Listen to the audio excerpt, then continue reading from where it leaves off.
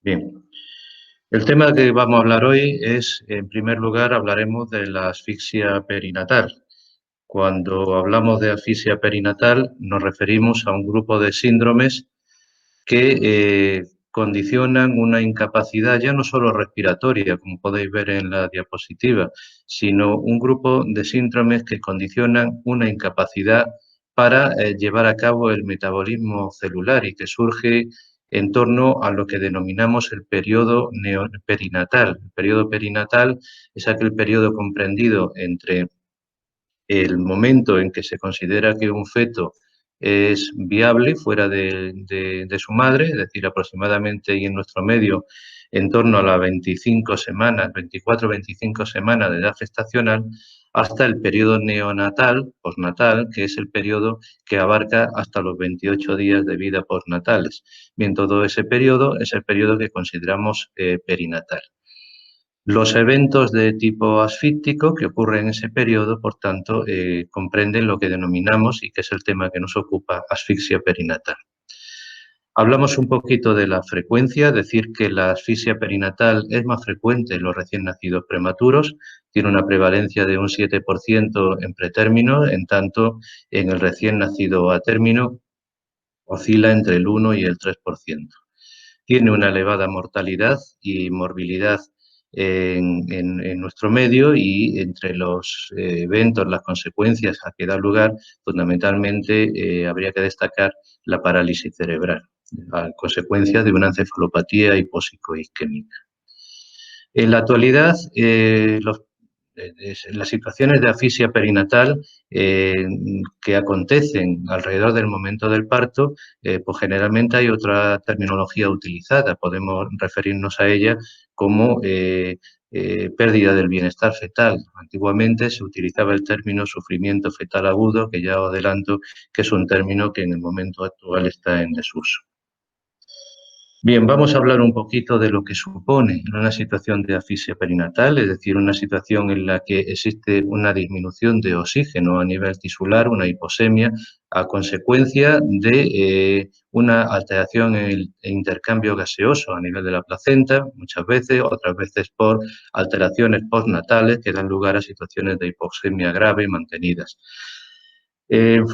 Fundamentalmente, cuando nosotros hablamos de asfixia perinatal, lo que tenemos que tener en cuenta es que lo que estamos alterando es el proceso de la glucólisis, es decir, el proceso de metabolismo de la glucosa a nivel celular. Existen varias formas de metabolizar la glucosa, que como sabéis es el elemento energético de primer orden a nivel de las células para producir moléculas de ATP, que son las moléculas de energía que utilizan las células para mantener su funcionamiento. En situaciones de aerobiosis, es decir, en situaciones de concentraciones de oxígeno adecuadas, la glucólisis se realiza con normalidad a través del ciclo de los ácidos tricarboxílicos, es decir, el ciclo de Krebs, y a partir de ahí se van a formar aproximadamente 38 moléculas energéticas, es decir, 38 moléculas de ATP. Son moléculas que van a permitir que la célula funcione con normalidad. ¿Para qué quiere la célula estas moléculas energéticas? Pues fundamentalmente para mantener todas las funciones que tiene asignadas cada tipo celular en cada tejido. Es decir, mantener que el funcionamiento de las bombas de membrana que hacen que se mantengan concentraciones de sodio, de potasio, de calcio adecuadas dentro y fuera de la célula y que permiten una normal homeostasis de la célula. Si no hay una fuente energética adecuada, estas bombas de membrana van a fallar y, por tanto, la funcionalidad de la célula se va a ver gravemente afectada. Cuando existen menos concentraciones de oxígeno, la célula sigue utilizando como fuente energética la glucosa, pero en estos casos la glucólisis, es decir, la rotura, el procesamiento de la glucosa a nivel celular, se tiene que realizar sin oxígeno, con poco oxígeno, y es lo que llamamos glucólisis anaerobia. Hay que decir que esta forma de glucólisis anaerobia para producir energía es muchísimo menos eficiente que la forma aerobia. Por tanto, en situaciones de hipoxia, cuando existen situaciones de asfixia, la forma de metabolismo de la glucosa como fuente energética a nivel celular va a ser fundamentalmente esta forma anaerobia y, por tanto, la producción de energía va a pasar de 38 moléculas de ATP en las situaciones de aerobiosis a tan solo 2 moléculas de ATP en las situaciones de anaerobiosis. Esto es tan importante como lo demuestra la foto que tenéis en pantalla, es decir, las células, una vez que tienen una situación de daño, pues se puede producir daño por una situación de hipoxia más o menos mantenida, esas células pueden ser marcadas, estabilizadas y eliminadas por el sistema mononuclear fagocítico mediante un sistema de apoptosis. La apoptosis es la muerte celular programada, es decir, se eliminan las células dañadas sin que esto suponga un daño añadido a las células vecinas. ¿Por qué digo las células vecinas? Porque cuando estas células no pueden ser estabilizadas, marcadas y eliminadas de forma, digamos, ordenada, las células pueden romperse de forma desorganizada, liberando al intersticio todo su contenido citoplasmático de enzimas proteolíticas,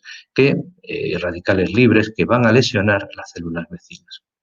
Puede de esta forma extenderse el daño que ocurre a todos los tejidos circundantes y de esta forma extenderse el daño que originalmente había producido un evento hipóxico en una zona, en un territorio determinado. Para que la célula se estabilice y pueda ser eliminada por el sistema mononuclear fagocítico sin que ocurra un fenómeno de necrosis como los que hemos visto en la imagen anterior, se necesita estabilizar las microfibrillas, que microtúbulos que existen a nivel del citoplasma, pero para que esto ocurra se necesitan mínimas cantidades de energía. Quiere esto decir que cuando una célula ha sido totalmente deplecionada en ATP, esa depleción energética hace que no se pueda estabilizar y, por tanto, la célula, la membrana, se va a romper y va a liberar al intersticio multitud de enzimas proteolíticas que, como digo, van a lesionar la célula. Lo que nosotros entendemos que ocurre en una situación de asfixia perinatal queda bastante bien resumido en la imagen que os pongo en pantalla. Es decir, en un primer lugar ocurre una situación de hipoxia. En esta situación de hipoxia tenemos un periodo en el que nosotros podríamos actuar para intentar minimizar los daños que van a acontecer seguidamente, que consisten, tras la ruptura de la célula lesionada, secreción de sustancias citotóxicas, a consecuencia de esa liberación de sustancias citotóxicas, se ponen en marcha un proceso inflamatorio por liberación de mediadores inflamatorios y a continuación empiezan a producirse en los tejidos afectados una situación de edema que va a conllevar seguidamente a una situación de necrosis y de apoptosis. Como podéis ver en pantalla, el periodo que dista entre el inicio del evento hipóxico y el inicio de las manifestaciones de necrosis y apoptosis en los tejidos es de aproximadamente 6 horas. Por tanto, este es el periodo de ventana, que ahora después cuando hablemos de las actitudes que nosotros realizamos en cuanto al tratamiento, este es el periodo del que vamos a disponer para intentar minimizar la secreción de sustancias citotóxicas por un lado, minimizar la inflamación, disminuir el edema y evitar, en la medida de lo posible, la necrosis y la apoptosis. Cuando hablamos de la fisiopatología de la asfixia perinatal, tenemos que tener en cuenta que el periodo perinatal, al abarcar un periodo tan amplio, pues pueden ocurrir situaciones que afectan tanto a la madre, situaciones que afectan a todo el momento del parto o situaciones que afectan exclusivamente al feto o al recién nacido. Antes de entrar en detalles sobre cada uno de los mecanismos que pueden tener lugar en la asfixia perinatal, hacer unas pequeñas consideraciones sobre cómo se comporta el organismo y cada uno de sus órganos y sistemas cuando se produce una situación de hipoxemia o de restricción del flujo a nivel fetal. En estudios de experimentación animal, ahora comentaremos seguidamente un estudio que se realizó en la década de los 90 y que no ha permitido conocer con seguridad cuáles son los mecanismos patogénicos de la asfixia perinatal, pues hoy día sabemos que cuando existe una restricción del flujo a nivel fetal, existen una serie de órganos que responden produciendo una vasoconstricción para intentar compensar otra vasodilatación que se produce en unos órganos que podríamos denominar órganos nobles. Para la economía del individuo, del feto, se consideran órganos nobles en general solamente tres, porque solamente en tres órganos vamos a encontrar una redistribución del flujo en el sentido de encontrar una vasodilatación marcada. Estos órganos son las glándulas suprarrenales, el corazón y el cerebro. En estas tres localizaciones se va a producir una vasodilatación que va a intentar compensar esta situación de hipoxemia que ha ocurrido.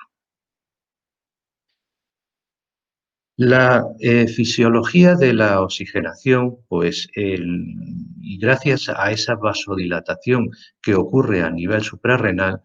pues sabemos que tiene lugar una serie de liberación de mediadores hormonales que van a contribuir a intentar,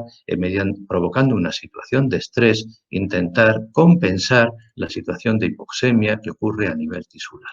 En primer lugar, lo que encontramos es, en cuanto a la ACTH, una liberación, como veis en la gráfica superior, una liberación de ACTH en el feto cuando ocurre la situación de hipoxemia y, a consecuencia de esta liberación de ACTH, una liberación de corticoides, de cortisol fetal, que va a contribuir a que se produzcan estas situaciones de estrés que, junto con la liberación de catecolamina, que ahora veremos, van a intentar regular el flujo sanguíneo e intentar compensar la situación de hipoxia.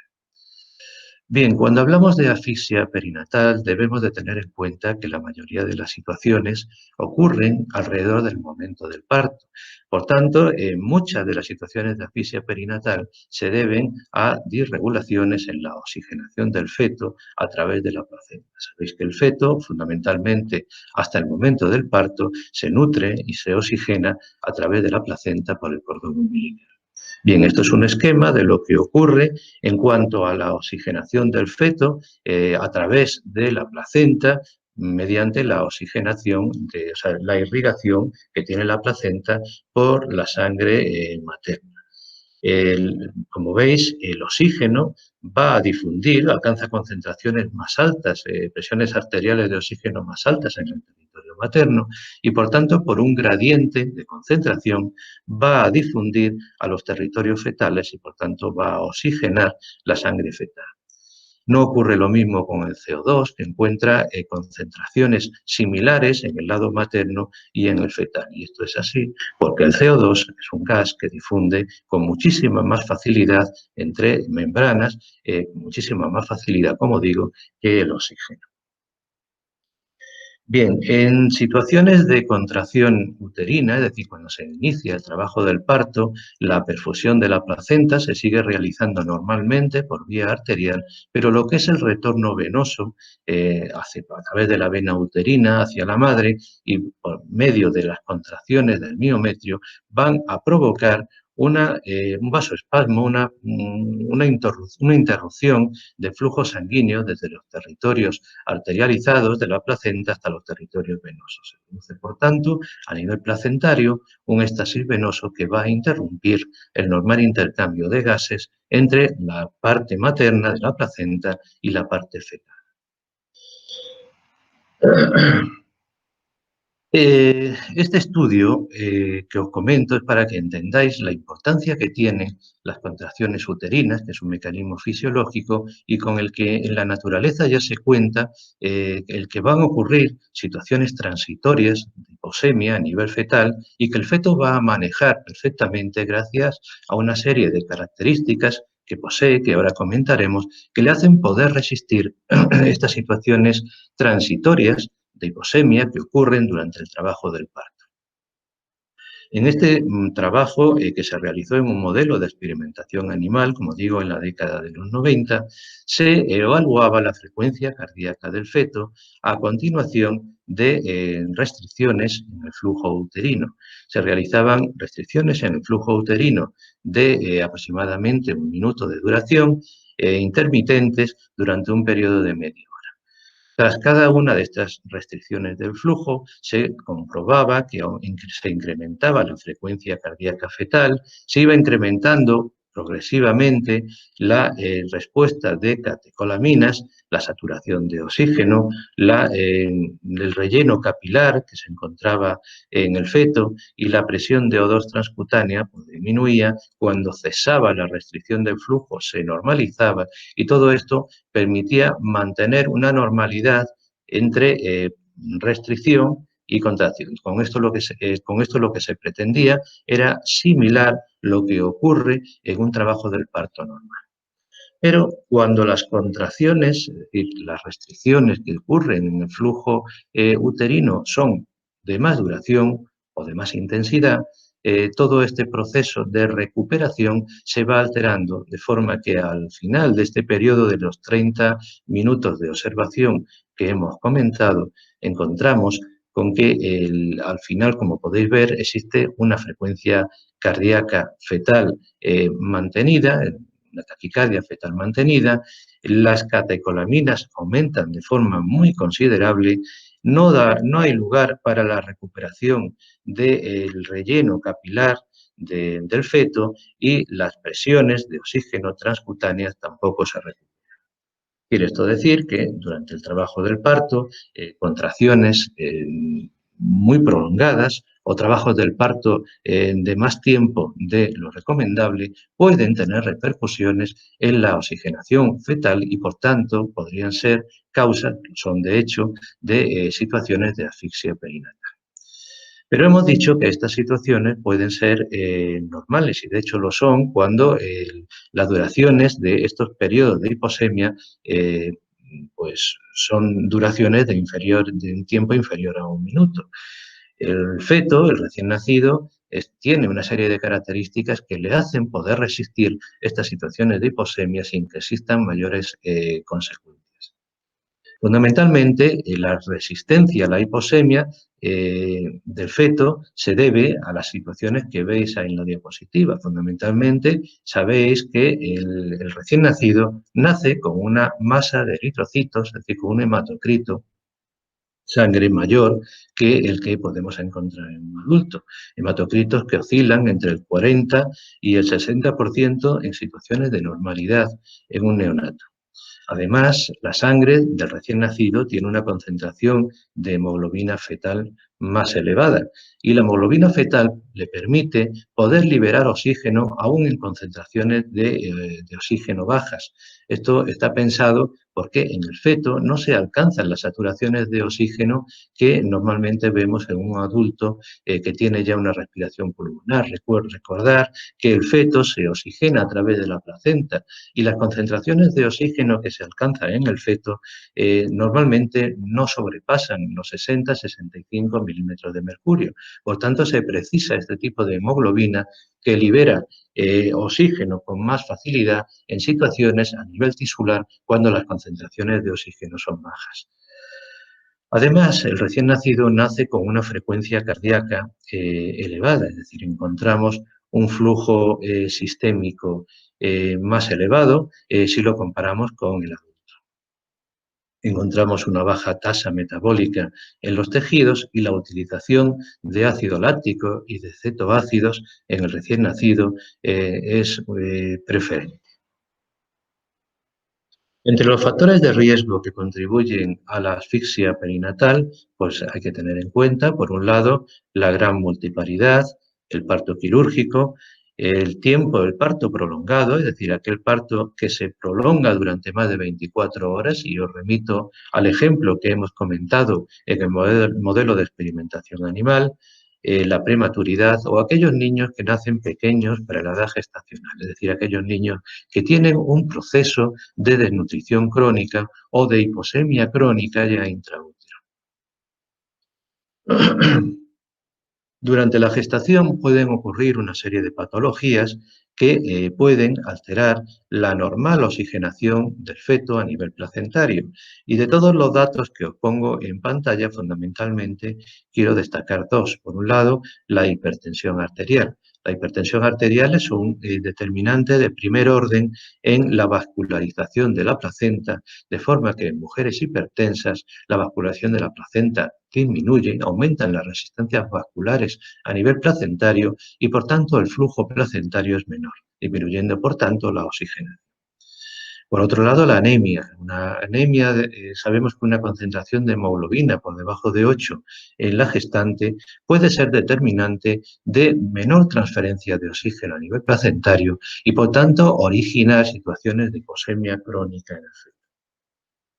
Entre los factores intraparto, pues fundamentalmente todos aquellos derivados de las alteraciones en el proceso de expulsivo, en la dinámica uterina, bien por situaciones de malposición fetal, porque existan desproporciones entre la cabeza del feto y el canal del parto, porque existan compresiones de algunas estructuras funiculares, el cordón umbilical, recordar que es el nexo de unión entre el sistema vascular del feto y la placenta y por tanto es fundamental para la normal oxigenación del feto antes del parto y durante el parto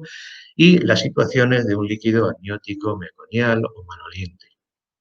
Recordar que la existencia de un líquido amniótico meconial supone la existencia de un evento asfíctico, es decir, no existe meconio si las concentraciones de oxígeno se mantienen en rango de normalidad en todo momento hasta el momento del parto. Por tanto, la existencia de líquido amniótico con meconio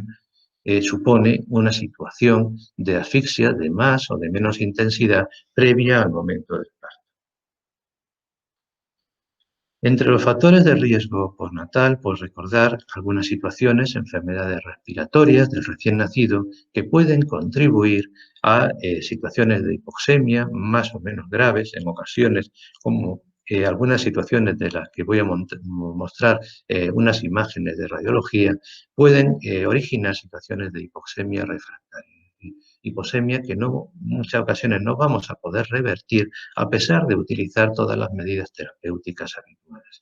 La existencia de malformaciones congénitas, la existencia de cardiopatías congénitas que van a originar situaciones de cianosis mantenida y las situaciones infecciosas que van a originar situaciones de shock, por tanto de hipotensión, de hipoperfusión a nivel tisular y por tanto pueden originar situaciones de hipoxemia a nivel de los tejidos.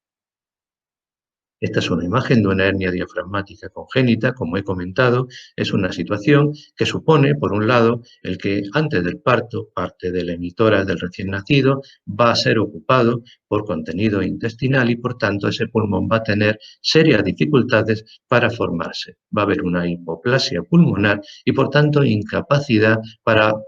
realizar una adecuada ventilación después del pinzamiento del cordón umbilical.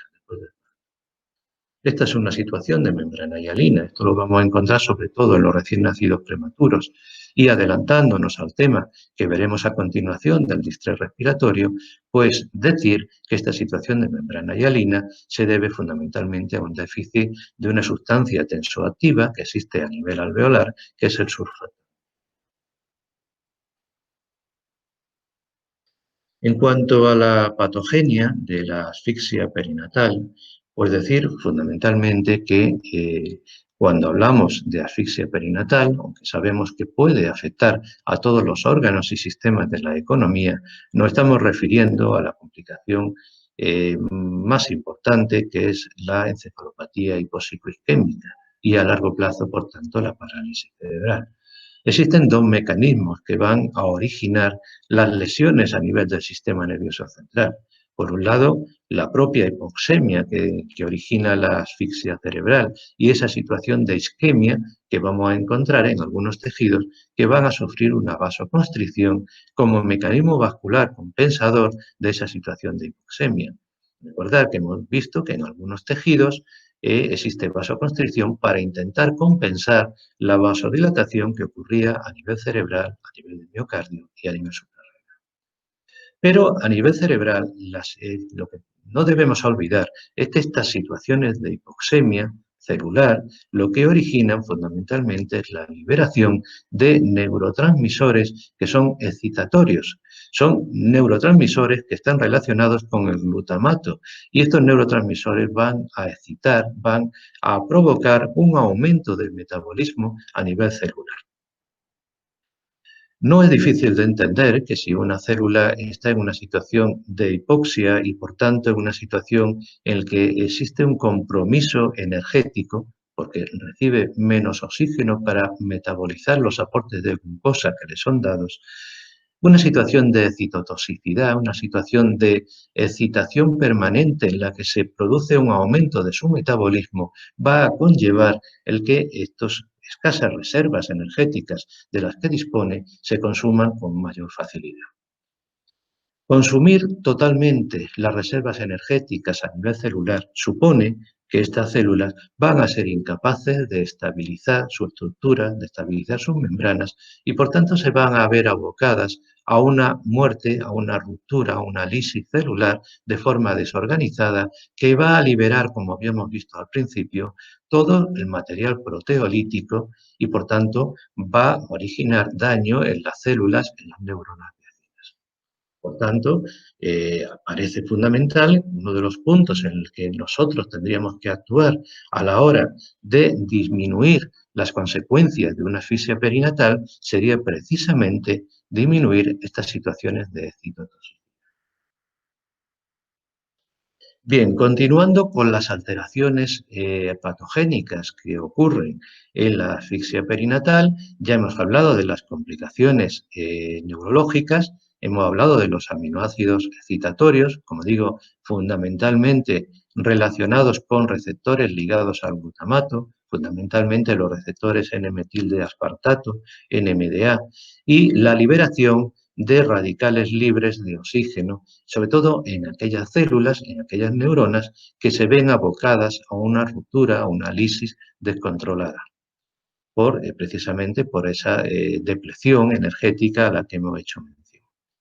Pero existen otras alteraciones, es decir, en la asfixia perinatal, como hemos comentado anteriormente, se afectan todos los tejidos y todos los aparatos, en mayor o menor grado, dependiendo del grado de vasoconstricción y de hipoxemia que ocurra en cada uno de ellos. Existen cambios circulatorios, ahora veremos a nivel cardíaco qué cambios podemos esperar en una situación de asfixia, existen cambios metabólicos importantes y existen cambios bioquímicos que son fundamentales para explicar las situaciones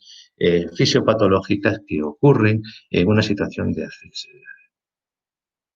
Bien, esta diapositiva se intenta resumir fundamentalmente dos aspectos que ocurren en un paciente asfíctico. Hemos dicho que la asfixia puede afectar todos los órganos y aparatos, pero fundamentalmente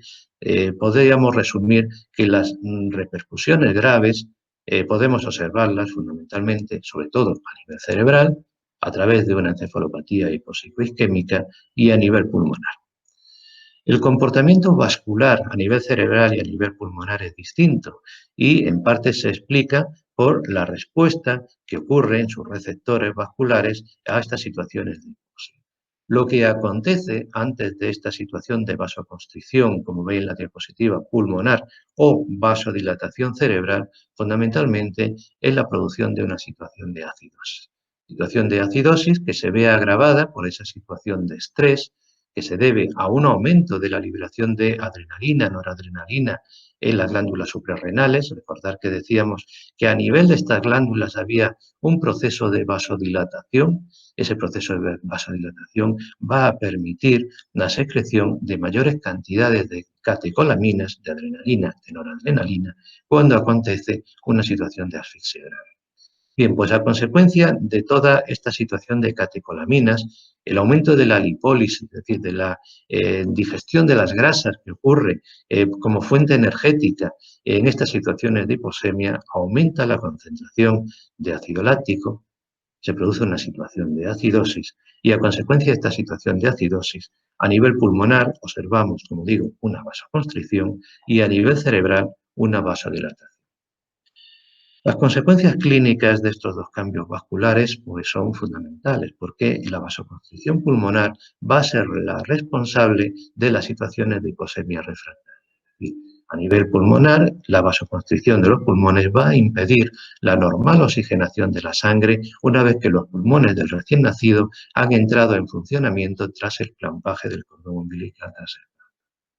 Pero a la vasodilatación cerebral, que ocurre de forma compensadora, va a estar en la génesis de muchas alteraciones vasculares de tipo de hemorragias que vamos a observar en los pacientes con asfixia grave y que por tanto van a desarrollar una encefalopatía hipocíclica.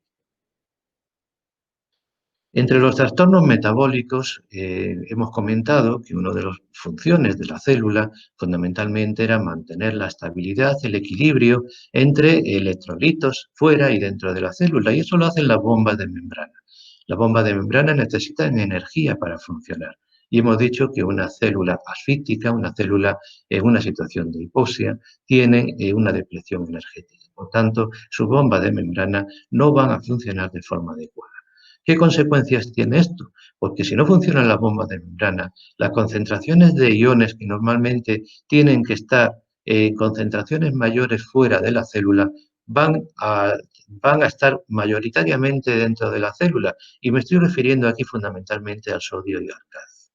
Si tenemos más sodio dentro de la célula, esto quiere decir que las células se van a hinchar, va a estar en una situación de edema celular que posteriormente va a provocar su ruptura y la muerte celular. Y a la vez, el potasio, que es un electrolito que debe de ser mayoritariamente intracelular, va a estar mayoritariamente fuera de la célula. Es decir, va a haber una situación de hipopotasemia dentro de la célula, o sea, disminución del potasio dentro de la célula. Bien, el aumento del calcio intracelular, por otro lado, lo que va a originar es aumento del consumo de radicales, o sea, de moléculas energéticas, de ATP. Recordar que el calcio es un segundo mensajero a nivel celular, es decir, el calcio se utiliza para todos los procesos de comunicación intracelular entre las diferentes enzimas y diferentes organelas que existen a nivel citoplasmático. Entre los trastornos metabólicos, pues y a modo de resumen, pues fundamentalmente si tendríamos que hablar de qué es lo que ocurre en el metabolismo energético cerebral, lo que hemos comentado hasta ahora fundamentalmente va en dos puntos. Por un lado, existe una disminución del aporte de oxígeno a nivel cerebral, por tanto se va a utilizar menos glucosa por el metabolismo aerobio, por tanto se van a producir menos moléculas energéticas de ATP. La situación de hipoxemia va a originar la liberación de moléculas de glutamato, por tanto, esa liberación de glutamato, que decíamos que era un neurotransmisor excitatorio, va a incrementar el metabolismo celular y va a deplecionar las células, provocando una muerte energética acelerada. Estas dos situaciones de apoptosis y esa situación de citotoxicidad, como digo, deben de ser controladas si queremos minimizar el daño cerebral y, por tanto, las consecuencias de la encefalopatía hipopsicóica. Por otro lado, los trastornos circulatorios a que se producen, fundamentalmente algunos de ellos ya hemos hecho mención, existe una redistribución del flujo sanguíneo, vasodilatación de las áreas nobles, que fundamentalmente, y repitiendo, hemos dicho que son el miocardio, el cerebro, las glándulas suprarrenales, y pérdida de la autorregulación. Es decir, que existe un cambio en la resistencia arteriolar mediado por la eliminación, por un lado, de catecolaminas y, por otro lado, mediado por esa situación de acidosis a la que hemos hecho. Además, a nivel celular, cuando tenemos una situación de hipoxia, uno de los radicales que se producen inicialmente es el óxido nítrico. El óxido nítrico es una molécula que es vasodilatadora. Lo que pretende esta molécula, mediante su producción in situ a nivel local, es provocar una vasodilatación de los capilares que permita la llegada de oxígeno a nivel celular, intentando compensar esa situación de hipoxemia que está viviendo la célula. El problema viene en que esta molécula de óxido nítrico se combina, es una molécula muy lábil y se combina con mucha facilidad con otras sustancias que se pueden producir a nivel intracelular, a nivel de los lisosomas, como son las moléculas de superóxido, moléculas de oxígeno activadas. Estas moléculas de superóxido con el óxido nítrico van a dar lugar a moléculas de peroxinitrilo. Las moléculas de peroxinitrilo son las moléculas, los radicales libres más tóxicos que se conocen. Estas moléculas están en el origen de las lesiones que se producen en los fosfolípidos de membrana y, por tanto, en la destrucción de membrana, la destrucción de las células, alteración del DNA cromosómico y, por tanto, la muerte celular que acontece en estas situaciones de hipoxia. Bien, este esquema resume un poco lo que hemos visto hasta ahora, es decir, que una situación de hipoxemia se produce, por un lado, a nivel cerebral, activación de los receptores excitatorios N-metil D-aspartato, NMDA, que como digo están ligados al glutamato. Esa situación de citotoxicidad junto con la depresión energética va a dar lugar ya a muerte de algunas neuronas. Se van a producir moléculas de óxido nítrico a nivel celular y esas moléculas de óxido nítrico que intentan, como digo, a nivel local remediar el problema que ocurre en cuanto a la oxigenación celular, tienen el inconveniente de su alta labilidad y su fácil combinación con otras radicales libres como son las moléculas de superóxido que van a dar lugar a peroxinitrilos que van a lesionar las membranas lipídicas y por tanto van a empeorar la situación de muerte. A su vez, estas situaciones van a originar daño mitocondrial, por tanto depresión total energética de la célula que se van a ir destruyendo y estaríamos en lo que denominamos fallo energético secundario con muerte celular de forma descontrolada que va a extender estas lesiones a territorios vecinos, a células, a neuronas vecinas que no han sido tan lesionadas en un principio por la situación de hipoxemia.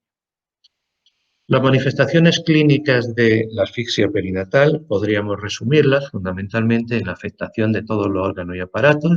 afectación respiratoria, afectación cardiovascular, renal, gastrointestinal, sistema hematológico. En la imagen lo que podéis ver es una coagulación intravascular diseminada. Una de las manifestaciones de los cuadros de asfixia grave es la activación del sistema de coagulación y, por tanto, se produce una coagulación descontrolada, se activa toda la cascada del sistema de coagulación y, por tanto, se produce una situación de trombosis y de hemorragia generalizada que muchas veces son la causa del fallecimiento de estos pacientes, además de los daños neurológicos que ya hemos comentado.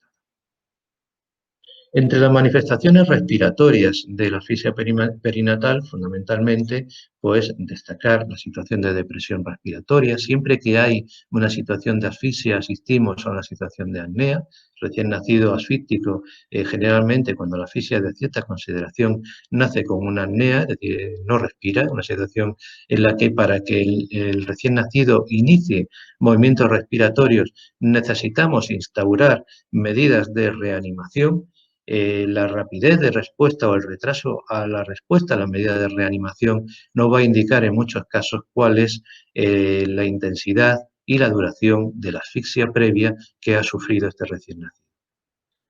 Se produce también en estas situaciones un síndrome de distrés respiratorio. No es raro encontrar lo que denominamos un síndrome de aspiración meconial. Ahora después lo comentaremos cuando hablemos de los cuadros de distrés respiratorio. El síndrome de aspiración meconial está en la génesis de muchos problemas de hipoxemia mantenida postnatal y por tanto vendrían a empeorar estas situaciones de asfixia perinatal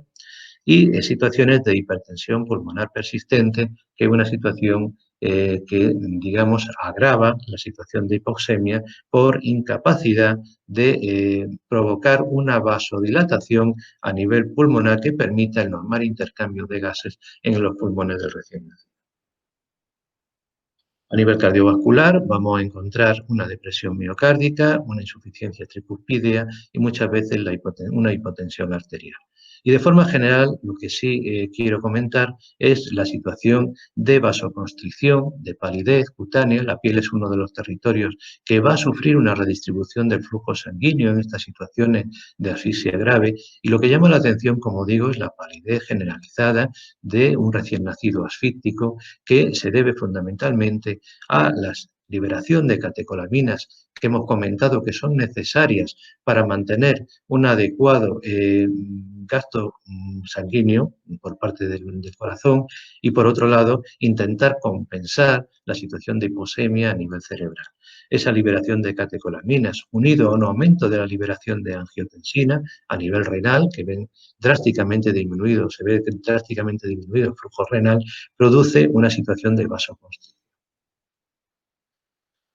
A nivel renal, fundamentalmente, lo que vamos a encontrar es, por un lado, disminución del flujo sanguíneo renal y, por tanto, una hipoxemia renal que va a dar lugar a una necrosis tubular aguda. Y ahí vemos varios mediadores. La beta-2 microglobulina es una proteína que nos indica una situación de hipoxemia renal y que es un marcador importante no solo de hipoxemia renal, porque se relaciona muy bien con las situaciones de encefalopatía hipopsicoisquémica, es decir, las lesiones de hipoxia a nivel cerebral. Cuando tenemos una encefalopatía hipopsicoisquémica de cierta consideración, es habitual encontrar valores de beta-2 microglobulina en orina muy elevados. A su vez, por la activación del sistema de coagulación, es frecuente encontrar una trombosis de venas renales. A nivel del sistema gastrointestinal, pues vamos a encontrar trastornos alimentarios del tipo de rechazo del alimento, muchas veces vómitos. Lo que sí sabemos es que en una situación de asfixia perinatal se produce generalmente una situación de ilio, es decir, no se mueve el intestino y, por tanto, ningún clínico va a intentar forzar una tolerancia en un recién nacido que ha tenido una situación de asfixia grave, sencillamente porque esa tolerancia enteral va a ser imposible inicialmente. La situación de hipoxia va a dar lugar también a situaciones de isquemia a nivel del intestino y, por tanto, procesos inflamatorios a nivel intestinal con edema, isquemia de la mucosa intestinal, cuadros que denominamos enterocolitis necrosante. Entre los trastornos metabólicos ya hemos comentado la alteración de la permeabilidad de las membranas, fundamentalmente los cambios de electrolitos, situaciones de hipercaliemia, aumento del lactato, provocando una situación de acidosis, responsable de los cambios vasculares que hemos comentado a nivel cerebral en el sentido de la vasodilatación cerebral y la vasoconstricción pulmonar. Trastornos en la morfología de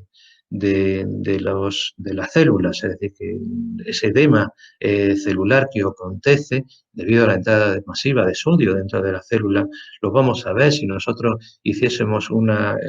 examen de microscopía electrónica de estas células en una situación de asfixia, lo vamos a ver porque vamos a encontrar las mitocondrias hinchadas. Este es el primer paso en el proceso que hemos comentado de apoptosis o de necrosis de estas células lesionadas. Otros trastornos metabólicos van a ser, aparte de la hipocalcemia y la hiponatremia que ya hemos comentado, las situaciones de hiperbilirrubinemia. Vamos a encontrar alteraciones del metabolismo de la bilirrubina por varios motivos, fundamentalmente porque la ruptura celular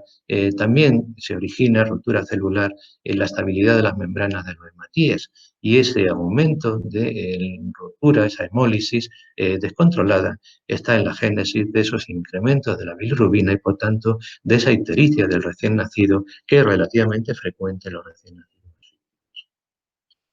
A nivel del sistema nervioso central, qué duda cabe que las lesiones más frecuentes son las de la encefalopatía hipopsicoisquémica, la hemorragia cerebral a la que ya hemos hecho mención y alteraciones de tipo neurohormonal como son una secreción inadecuada de ADH muy frecuente en los procesos de asfixia y que clínicamente se va a traducir por una situación de oliguria y una situación de hiponatremia. Las convulsiones, también frecuentes en las afectaciones graves de encefalopatía hipopsicoisquémica, nos van a traducir, va a ser la expresión clínica de esa situación de citotoxicidad a la que he hecho. Bien, en cuanto a los patrones de lesión, fundamentalmente dar un par de pinceladas de un concepto que es importante, es decir, las lesiones de asfixia perinatal van a ser distintas dependiendo de la edad gestacional del recién nacido afecto, de forma que en un recién nacido a término las lesiones asfícticas van a afectar fundamentalmente áreas corticales y subcorticales, en tanto en el recién nacido prematuro las lesiones asfícticas isquémicas van fundamentalmente afectar a las áreas periventriculares. Por tanto, la morfología, las pruebas de imagen nos van a mostrar diferentes tipos, diferentes tipologías de lesión dependiendo de la edad gestacional. ¿Por qué ocurre esto? Pues ocurre esto fundamentalmente porque la tasa metabólica de las células en un recién nacido prematuro es diferente dependiendo de la edad gestacional. En determinadas edades gestacionales hay zonas que están en una fase de crecimiento activo y, por tanto, en un recién nacido a término, esas fases de crecimiento activo celular no son las mismas que podemos encontrar en un recién nacido prematuro. Esto implica la diferente tipología de las lesiones en una asfixia.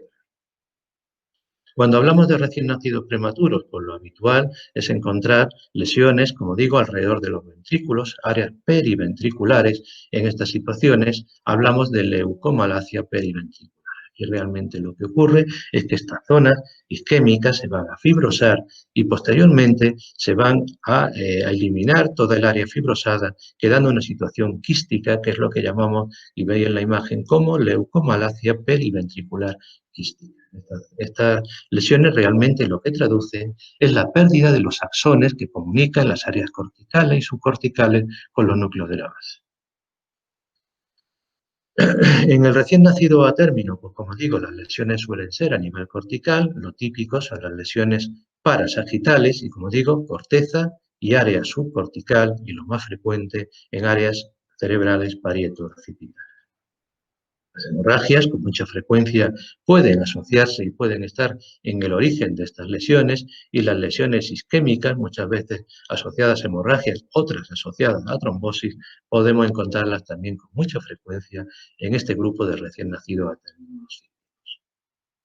Entre los tipos de hemorragia que se pueden originar en un paciente con asfixia, fundamentalmente hablar de la hemorragia subarachnoidea, la hemorragia sutural. Estos dos tipos de hemorragia los vamos a encontrar fundamentalmente en los eventos, digamos, de tipo traumático obstétrico, las hemorragias cerebelosas, que también pueden tener un origen traumático, pero que las vamos a encontrar también con mucha frecuencia como lesiones de recién nacidos prematuros, y las hemorragias intraventriculares, que típicamente las vamos a observar sobre todo en recién nacidos prematuros. Deciros que las hemorragias intraventriculares las podemos clasificar en grados, dependiendo de la extensión de la hemorragia, no me voy a extender más en este tema, y en cuanto al diagnóstico, pues decir fundamentalmente que el diagnóstico va a venir dado muchas veces desde los tetra, que nos va a decir que existe una situación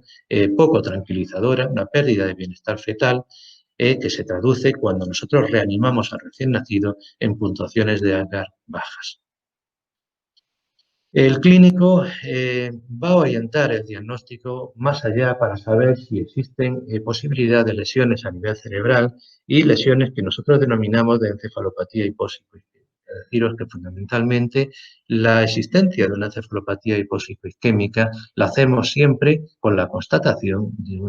una asfixia perinatal previa, pero la existencia de lesiones clínicas que nos sugieren que hay una situación de encefalopatía hipóxico-isquémica. La escala que normalmente utilizamos es la escala de Sarnat, que la tenéis en pantalla. Otras modificaciones sobre esta escala, que se utilizan en muchos hospitales españoles, es la escala modificada por el profesor García Alice, Y en cuanto a criterios técnicos, pues decir fundamentalmente que además del pH, que es un factor importante para sospechar una pérdida de bienestar fetal, el registro cardiotocográfico que se le realiza a la embarazada durante o previo al trabajo del parto es un parámetro importante para sospechar esta situación de pérdida de bienestar y, por tanto, situaciones de asfixia perinatal. Los criterios de asfixia grave van a venir dados para el pediatra neonatólogo, en primer lugar, por el pH, pero también es de mucha utilidad las puntuaciones que nosotros hacemos en la puntuación de Agar. Fundamentalmente, un Agar al minuto por debajo de 2 nos va a indicar una situación de asfixia grave y un Agar a los 5 minutos por debajo de 5 nos va a indicar una escasa respuesta a la medida de reanimación y, por tanto, nos está indicando que esa situación de asfixia es de cierta consideración. Bueno, el pronóstico que van a tener estos recién nacidos tras un evento asfíctico se relaciona muy bien con las puntuaciones que nosotros tenemos en la puntuación de Agar. Esto es para que veáis cómo la mortalidad a los 10, 15, 20 minutos va aumentando cuando el Agar no mejora, es decir, cuando el Agar sigue por debajo de 3. Fijaros, mortalidad hasta del 60% a los 20 minutos. Cuando nosotros puntuamos un Agar y obtenemos un Agar por debajo de 3. Y no hay respuesta a las medidas de reanimación, lo que nos indica que esta situación de asfixia es muy grave. Bien, eventos o situaciones postnatales, esto es un cuadro de neumotórax con su drenaje, que como he comentado, pues puede ser causa de asfixia, también de causa postnatal. Y en cuanto al pronóstico, pues tenemos una serie de factores clínicos, analíticos, muchos de ellos ya los hemos comentado, como la beta-2 microglobulina, y algunas exploraciones complementarias que vamos a utilizar, siendo de mucha ayuda el electroencefalograma integrado por amplitud, el aparato que veis en pantalla, y que nos permite hacer un registro del electroencefalograma del recién nacido en tiempo real para saber si este recién nacido tiene unos voltajes adecuados o incluso existen situaciones de citotoxicidad que serían manifestaciones con convulsiones. Bueno, la profilaxis pasa por la correcta asistencia al embarazo y al parto, una correcta reanimación cardiopulmonar por parte del equipo de pediatras y el tratamiento, fundamentalmente, aparte de esa reanimación adecuada, este es el algoritmo de reanimación neonatal que normalmente se utiliza en la sala de partos. Como digo, el tratamiento pasa por una estabilización hemodinámica de este recién nacido, pero sobre todo el concepto que quiero que tengáis es que se realiza un tratamiento de hipotermia pasiva, inicialmente, es decir, no calentando al recién nacido, apagando la cuna de reanimación, y una vez que nosotros confirmamos datos clínicos de que además de la asfixia ha acontecido una encefalopatía o está aconteciendo una encefalopatía hipóxico-isquémica, en estos casos pasamos a una hipotermia activa, que no es otra cosa que mantener al recién nacido en una situación de 33 grados y medio durante 72 horas para de esta forma disminuir el metabolismo celular y evitar el daño celular, provocando la necrosis, la ruptura celular, la liberación de sustancias proteolíticas al intestino y la lesión, por tanto, de células, de neuronas vecinas a esta célula que ha sufrido un proceso de lisis perversa. Bueno, este es el diagrama que hemos comentado al inicio, que nos explica un poco qué es lo que queremos evitar. Debemos actuar en este primer periodo de ventana de 6 horas, es lo que normalmente hacemos,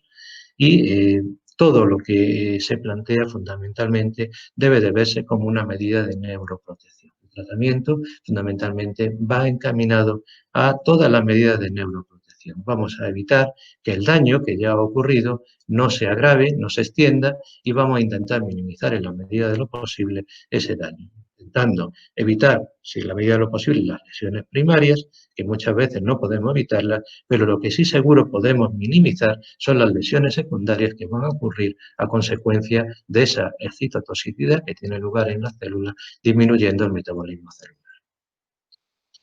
Bien, a continuación unas breves pinceladas sobre el distrés respiratorio neonatal. Simplemente comentar que el distrés respiratorio es una situación que se manifiesta en el recién nacido por una serie de datos clínicos, fundamentalmente una situación de taquipnea, es decir, respiración acelerada, es decir, que el recién nacido en condiciones normales ya de por sí tiene una respiración más acelerada. Lo normal en un neonato es que tenga entre 30 a 40 respiraciones por minuto, eso es normal. Bueno, pues un incremento por encima de estos valores nos estaría hablando de una situación de taquipnea en un neonato. La asistencia de tiraje, de retracciones costales, la asistencia de quejido, el niño recién nacido se queja muchas veces de forma evidente, audible, y otras veces tenemos que acercar nuestro fonendoscopio, el proceso de ocultación del recién nacido, para darnos cuenta de que existe esta situación de quejido, estridor, inspiratorio y la existencia de cianosis, por supuesto, serían datos que nos indican la existencia de un distrés respiratorio. Bien, estos datos, algunos de estos y otros nuevos, son los que determinan un puntaje que se utiliza en clínica, que es el test de Silverman-Anderson. Simplemente que sepáis que el test de Silverman-Anderson nos sirve para evaluar o objetivar el grado de dificultad respiratoria que tiene un recién nacido.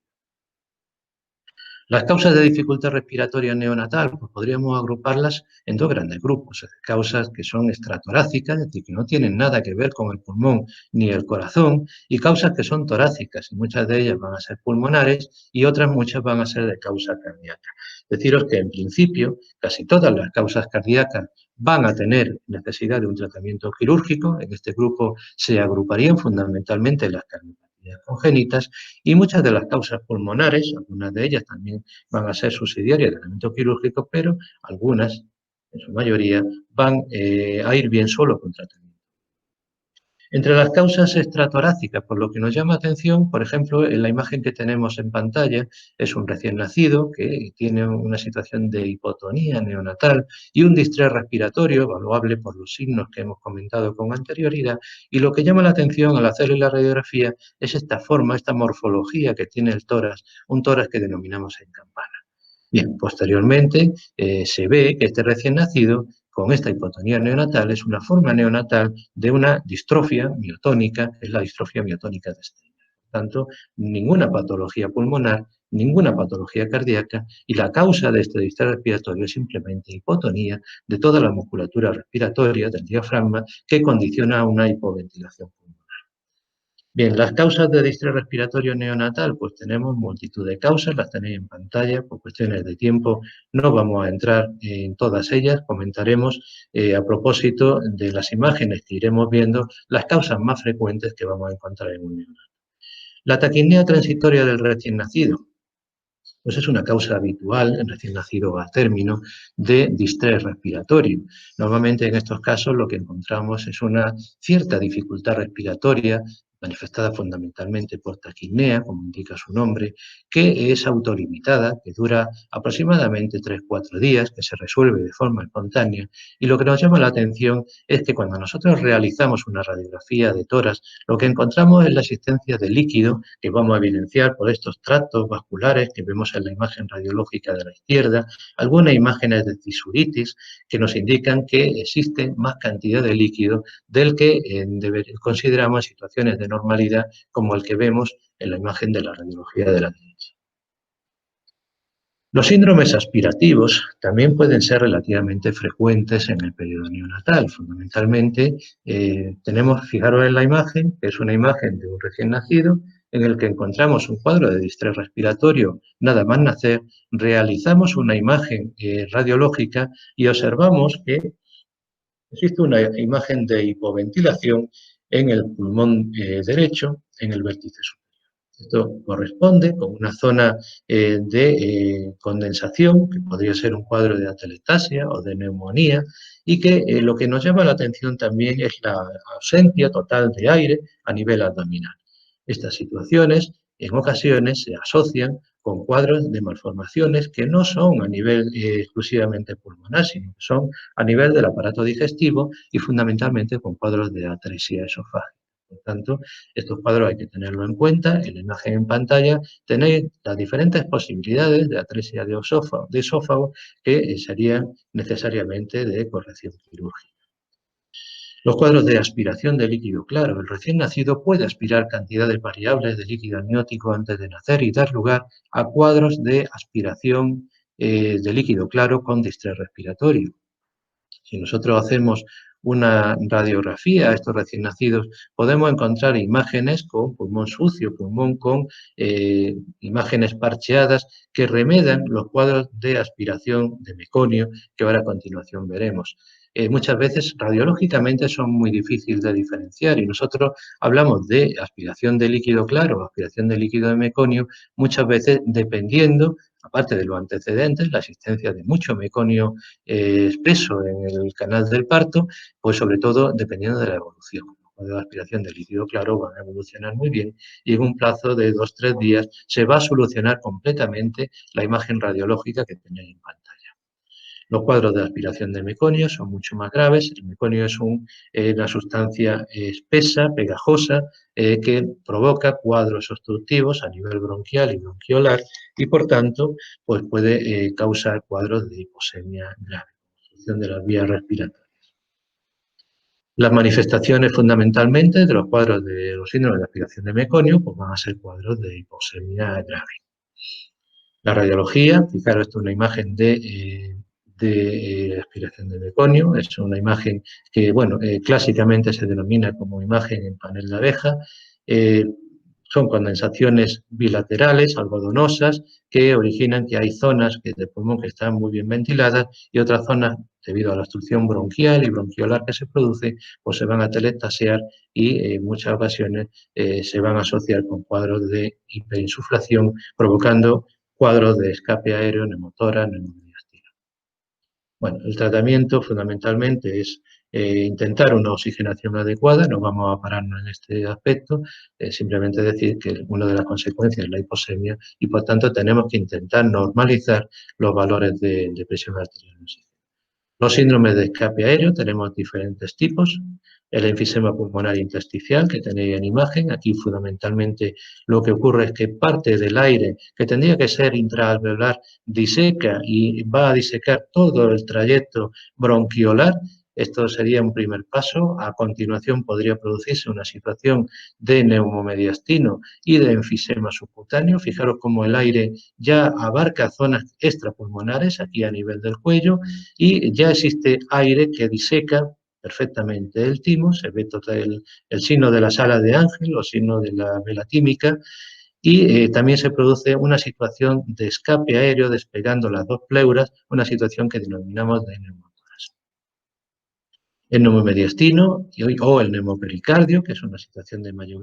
gravedad. El caso del neumopericardio es el acúmulo de aire en toda la bolsa pericárdica y, por tanto, esto puede dificultar el latido normal del corazón y la eyección normal de sangre durante el ciclo cardíaco. Por tanto, esto es una situación grave que debe de intentar solucionarse. La situación de neumomediastino, es decir, el acúmulo de aire en el mediastino, fundamentalmente a nivel del mediastino anterior, lo veis en la imagen inferior derecha, y las situaciones de neumotórax, es decir, la pérdida, la salida de aire que separa las dos pleuras y, por tanto, supone que uno de los pulmones no va a tener en ese tórax presión negativa suficiente como para provocar la distensión con el movimiento de la musculatura respiratoria. Esta situación precisa del drenaje, se coloca un tubo de drenaje colocado con una presión de aspiración constante mediante un pleurevac que tenéis en la imagen y de esta forma conseguimos con aspiración continua aspirar todo el aire y que las dos pleuras vuelvan normalmente a pegarse y permitir el desplazamiento normal. La enfermedad de membrana hialina, es decir, que es una situación que afecta fundamentalmente al recién nacido prematuro, se debe a un déficit de surfactante pulmonar y, por tanto, provoca el colapso de los alveolos. La situación que veis en pantalla es una enfermedad de membrana hialina, donde lo que nos llama la atención es la escasa aireación que vemos a nivel de los dos pulmones y una situación en la que se ven los bronquios bilaterales, la situación de broncograma, que en un recién nacido prematuro, como digo, nos sugiere una situación de enfermedad de membrana.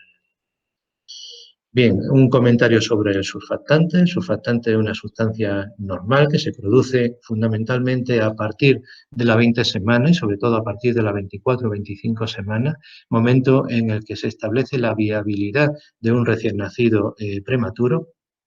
Es una mezcla compleja que normalmente lo que conlleva son sobre todo fosfolípidos, también tiene un contenido proteico y cuando nosotros